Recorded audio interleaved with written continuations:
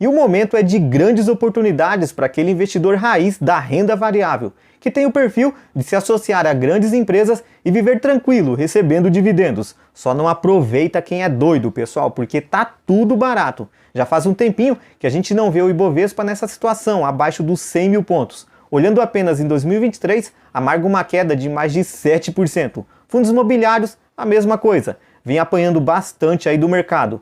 E para quem vive olhando o patrimônio, deve estar bem desesperado, muito provavelmente com a carteira no vermelho.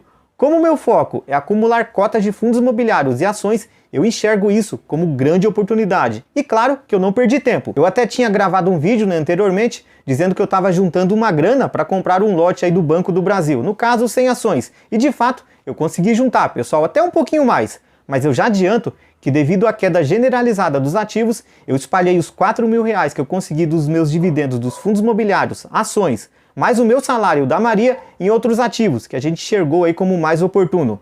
E eu vou mostrar aqui para vocês como que eu dividi esses 4 mil reais. Logicamente, né, que a gente precisa ter cautela nas escolhas. Não é porque tá tudo barato que eu vou entrar em qualquer bucha, pelo amor de Deus. A estratégia, ela não muda. Eu continuo selecionando aí apenas empresas que oferecem serviços essenciais para o nosso dia a dia, que é o setor elétrico, saneamento e serviços financeiros. E por que eu invisto nesses setores? É simples, porque você é obrigado a contratar os serviços dessas companhias. Experimenta só deixar de pagar uma conta de água ou de luz para ver o que acontece no final do mês. E eu tenho certeza também que você precisa de um banco para que a empresa que você trabalhe deposite aí o seu salário. Enfim, são setores que geralmente possuem elevadas taxas de margem líquida com lucros crescentes e que entregam uma boa parte desse lucro para os acionistas. A minha estratégia também considera investimento em fundos imobiliários, justamente para não deixar uma carteira aí fragilizada com apenas uma classe de ativos. E apesar da perda de patrimônio que eu venho enfrentando aí nos meus fundos imobiliários, eu continuo com as minhas posições, aumentando gradativamente o número de cotas para sempre receber mais dividendos no mês seguinte. Mantenho aqui os 70-30, né, ou seja, 70% em fundos de tijolo e 30% em fundos de papel. Infelizmente, eu tenho aqui o HCTR11, né, ainda é o ativo de maior queda aí na carteira, mas como eu já disse aí em vídeos anteriores, é uma perda controlada. O percentual que ele representa na minha carteira me deixa menos apreensivo, né, digamos assim.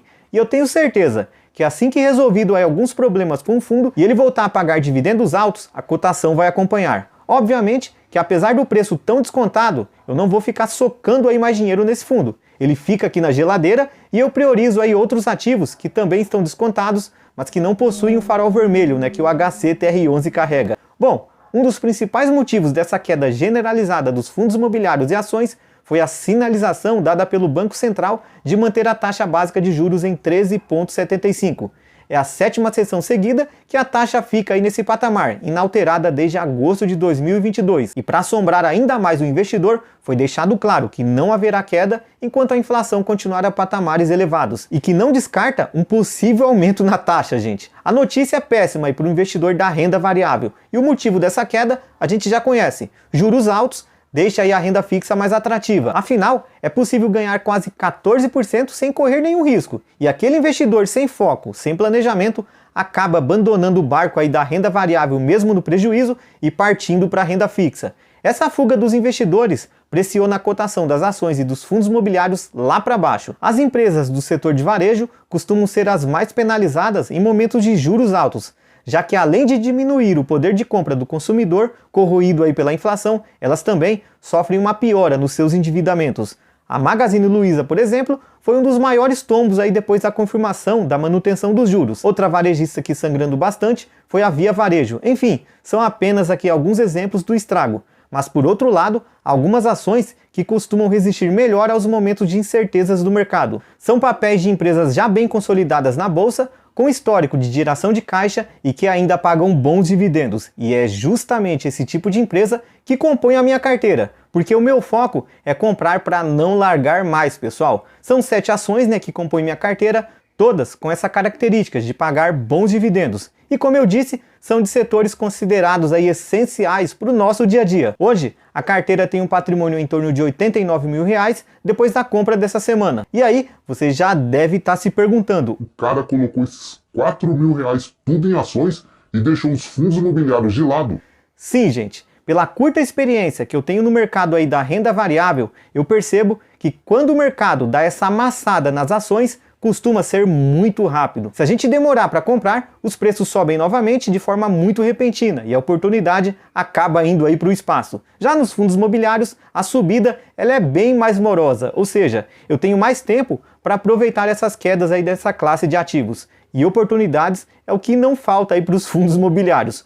Com o Ibovespa abaixo dos 100 mil pontos, eu distribuí os R$4.000 em 4 ações. Lembrando que essa grana aí, pessoal, era para ser destinada exclusivamente no Banco do Brasil. Mas a gente sabe, né, que mudanças podem acontecer no meio do caminho. E essa é a graça aí dos investimentos. Cada um vai seguindo aí no que acredita ser o melhor para a carteira e não tem certo ou errado. Enfim, eu fiz isso aí com os meus R$4.000 que eu consegui juntar. As compras ocorreram especificamente no dia 23, eu comprei 100 ações da Sanepar a R$ 3,29, 100 ações da B3 a R$ 10,68, 100 ações do Santander a R$ 13,83 e 100 ações da Taesa a R$ 11,55. Lembrando que algumas dessas empresas estão nas suas mínimas históricas quando a gente olha aqui o período de 6 meses.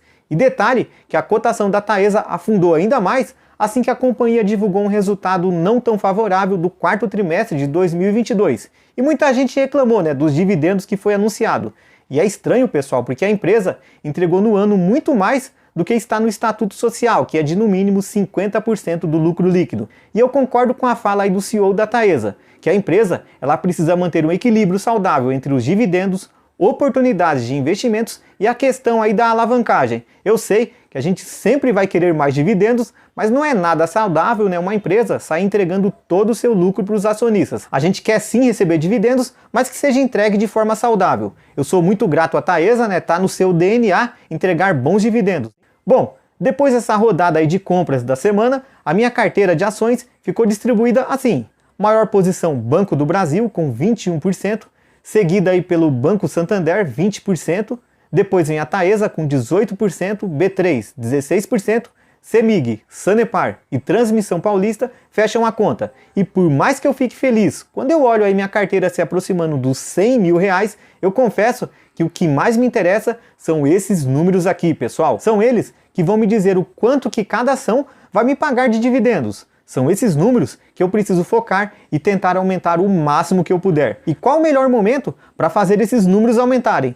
Justamente nesses períodos de turbulência do mercado, pessoal. Esse mês eu foquei principalmente nas ações. O próximo pode ser nos fundos imobiliários, que por sinal vem me entregando mais de R$1.000 de dividendos por mês. E assim a gente vai se aproximando cada vez mais da nossa independência financeira. Promoção de ações e fundos imobiliários é o que não faltou nessa semana, inclusive nesse mês de março. E eu quero saber aonde você está investindo. Me deixa aqui nos comentários que a gente se vê no próximo vídeo.